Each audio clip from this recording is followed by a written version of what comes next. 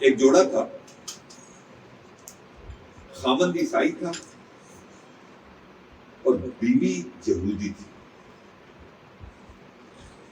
اس جوڑے کی ڈیوٹی تھی امریکہ میں کسی آفس میں، دونوں کی جاب. اتفاق سے ان کا تبادلہ ہو گیا جدہ میں. وہاں بھی ان کی ملٹی نیشنل کمپنی تھی، ان کا دفتر تھا. وہ میاں بیوی عیسائی یہودی جوڑا وہ بھی جدہ پہنچ گیا. اب جدہ ایسا شہر ہے کہ پوری دنیا سے ایئرپورٹ سے جو فلائٹس اٹھتی ہیں وہ پہلے جدہ جاتی ہیں، اور جدہ سے پھر حاجی اور معتمرین عمرے کے لیے یا حج کے لیے مکہ مکرمہ جاتے ہیں. تو وہ میاں بیوی دفتر آتے جاتے روز دیکھتے کہ کچھ لوگ ہیں کہ جنہوں نے عام انسانوں جیسا ڈریس نہیں پہن رکھا، دو چادروں میں ایک تہبند کے طور پر اور ایک چادر کے طور پر اوپر لپیٹی ہوئی ہے. وہ دیکھتے تو حیران ہوتے کہ یہ لوگ کیسے ہیں؟ سروں پہ کوئی ان کی کوئی ٹوپی نہیں، سروں پر اور کوئی چیز نہیں، پگڑی نہیں، ننگے سر ہیں، دو چادریں لپیٹی ہوئی ہیں، اور کوئی پیدل جا رہا ہے، کوئی سواریوں پر ہے اور ایک طرف روکی ہے. انہوں نے ایک دن اپنے دفتر کے کولیگ سے پوچھا کہ یہ کیا ماجرا ہے، یہ بندے ہمیں سفید لباس میں کیوں نظر آتے ہیں؟ انہوں نے کہا آپ کو معلوم نہیں، یہاں قریب میں مکہ مکرمہ ہے اور وہاں کعبہ شریفہ ہے، اللہ تعالیٰ کا گھر ہے، اور یہ سارے پوری دنیا کے مسلمان آتے ہیں اور اس گھر کا محبت میں طواف کرتے ہیں. ان کے دل میں خواہش پیدا ہوئی کہ آپ جب گئے ہمیں بھی لے جانا. اس مسلمان نے کہا کہ نہیں، نبی علیہ الصلوۃ والسلام نے منع فرمایا تھا، ان کا دل چاہتا تھا، تو اللہ تعالیٰ نے وحی اتار دی کہ مشرکین نجس ہیں، وہ حرم کی حدود سے باہر نکل جائیں، اس لیے مسلمان جا سکتے ہیں اور کوئی نہیں جا سکتا. ان میاں بیوی نے یہ سوچا ان کو کیا پتا کہ ہم مسلمان ہیں یا عیسائی ہیں یا یہودی ہیں، چلو چلتے ہیں. انہوں نے کہا یوں کرو، ان کی خواتین عام ڈریس میں ہوتی ہیں، تم بھی ان جیسا لباس پہن لو. مرد نے فیصلہ کیا کہ میں بھی دو چادریں لیتا ہوں سفید اور ان کو اوڑھ لیتا ہوں، نیچے ٹیبل باندھ دیتا ہوں. دونوں چل پڑے. اتفاق سے مکہ مکرمہ کے داخلے کا جو جگہ تھی وہ چیکنگ پوائنٹ پر اس وقت کھانے کا وقفہ تھا. کسی نے ان کی شناخت طلب نہیں کی. یوں وہ عیسائی اور یہودی میاں بیوی سیدھا مکہ مکرمہ پہنچ گئے اور پوچھتے پچھاتے سیدھا مکہ مکرمہ میں بیت اللہ شریف کی عمارت کے اندر داخل ہوئے. اب مسجد بیت اللہ میں پہنچے جب مسجد الحرام میں تو انہوں نے دیکھا کہ واقعی اس کے اندر تو ایک عجیب حسن ہے، اس بلڈنگ کے اندر نظر ہٹانے کو جی نہیں چاہتا. تو وہ دونوں میاں بیوی بڑے متاثر ہوئے کہ واقعی اس بلڈنگ میں، اس عمارت میں جس کا مسلمان طواف کر رہے ہیں کوئی روحانیت کا معاملہ ہے. انہوں نے ایک عجیب دعا کا سوچا. ہم نے کہا کہ دیکھو آج ہم پہنچ ہی گئے ہیں، اگر ہو سکتا ہے آئندہ ہمیں یہاں آنے کی اجازت نہ ملے، ہم آج شناخت اپنی چھپا کر آئے، چھپ چھپ کر آئے، تو آج یہاں دعا مانگتے ہیں.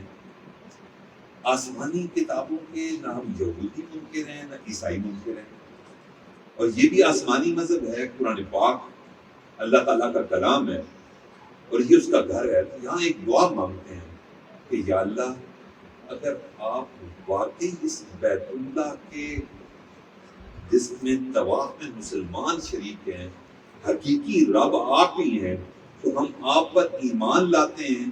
آپ مہربانی فرما دیجئے ہمیں ایمان لانے کے لیے قبول کر لیجئے اگر آپ حقیقی رب کعبہ ہیں. اللہ تعالیٰ نے ان دونوں کی دعا کو قبول کر لیا. یہ دنیا کا واحد جوڑا بنا کہ جس کو کلمہ کسی عالم نے نہیں پڑھایا، ان کو کلمہ کسی صالح بزرگ نے نہیں پڑھایا، بلکہ ان کو کلمہ اللہ رب العزت نے ان کے قلب میں ڈالا. یہ از خود وہاں بیت اللہ کے سامنے لا الہ الا اللہ محمد رسول اللہ پڑھ کر دائرہ ایمان میں داخل ہوئے.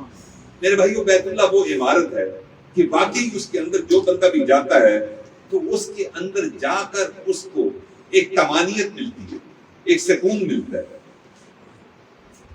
آج کل حج کے دن ہے، آج بھی عمرے کے سفر پہ تھا اور وہاں سے واپس آیا تو میں نے کہا کہ آج بیت اللہ شریف پر ہی کچھ بات کر لی جائے. میرے بھائیو حج کا فلسفہ کیا ہے؟ اس فلسفے پر غور کرنے کی ضرورت ہے۔ جب بندہ کسی سے محبت کا اقرار کرتا ہے، اپنے والد سے میاں بیوی کے محبت کا اقرار ہوتا ہے، مرید اور شیخ کی محبت کا اقرار ہوتا ہے، بیعت ہوتے ہیں، استاد شاگرد کے اندر جو رشتہ ہوتا ہے اس کے اندر جب محبت ہوتی ہے، اس محبت میں بعض اوقات آزمائشیں بھی آتی ہیں، انسان آزماتا بھی ہے، اپنے بچوں کو بھی آزماتا ہے، اپنی بیوی کو بھی آزماتا ہے، بہن بھائیوں کو بھی آزماتا ہے، والدین اپنے بچوں کو بھی آزماتا ہے۔ جب ہم نے کلمہ پڑھ لیا، آپ ہی پڑھ لیجئے لا الہ الا اللہ محمد رسول اللہ، تو یہ عہد ہو گیا ایک محبت کا کہ ہماری محبتوں کی مرجع ذات اللہ تعالیٰ کی ذات ہے۔ اب اللہ تعالیٰ بندے کو آزماتے ہیں، کس چیز کے ذریعے؟ مال کے ذریعے، مال کی قربانی کے ذریعے۔ وہ کیا ہوتی ہے کہ دیکھو تم پر زکوٰۃ فرض ہے، اگر تم مجھ سے محبت کا اقرار کرتے ہو تو تم یوں کرنا، رمضان سے پہلے تم زکوٰۃ نکالنا، اگر تم نے اپنے مال کو پاک کر لیا، زکوٰۃ میرے حکم پر نکال دی، تو میں سمجھوں گا کہ تم اپنی محبت میں سچا ہے۔ انسان جب زکوٰۃ نکالتا ہے، اللہ تعالیٰ اس کو جان سے آزماتا ہے۔ پھر رمضان کا مہینہ آ جاتا ہے، رمضان کے مہینے میں انسان کی جان پر زد پہنچتی ہے، صبح سے لے کر شام تک اللہ تعالیٰ آزماتے ہیں کہ میرا حکم ہے کہ اس ماہ سیام میں تم نے روزے رکھنے۔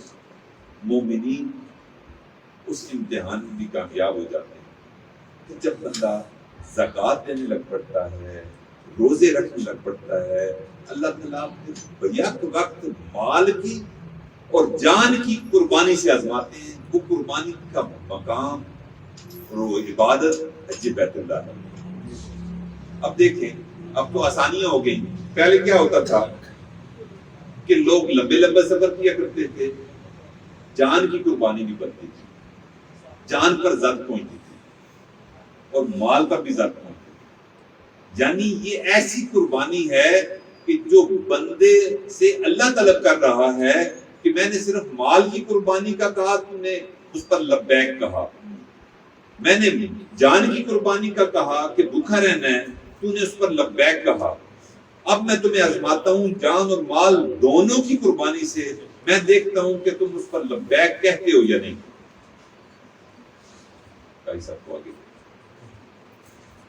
اب بندہ خوش قسمت ہے وہ بندہ کہ جو اس قربانی پر بھی لبیک کہتا ہے، اپنے مال کی قربانی پر بھی اور جان کی قربانی پر بھی لبیک کہتے ہوئے رمضان المبارک کے بعد حج کے سفر کے لیے تیار ہوتا ہے، زیب و زینت والا لباس کو چھوڑ بیٹھتا ہے، 2 چادریں لیتا ہے، اپنے مال کو خرچ کرتا ہے اور جان کی قربانی بھی کرتے ہوئے لمبے لمبے اسفار کر کے بیت اللہ شریف میں حاضر ہو کر وہاں یہ اقرار کرتا ہے کہ لبیک اللہم لبیک لبیک لا شریک لک لبیک ان الحمد والنعمت لک والملک لا شریک لک۔ میرے بھائیو، یہ جان اور مال دونوں کی اللہ تعالیٰ جو طلب کرتا ہے قربانی، مومن اس میں پاس ہوتا ہے۔ یہ حج وہ فلسفہ ہے کہ جس میں دونوں چیزوں کی قربانی اللہ تعالیٰ مانگتا ہے۔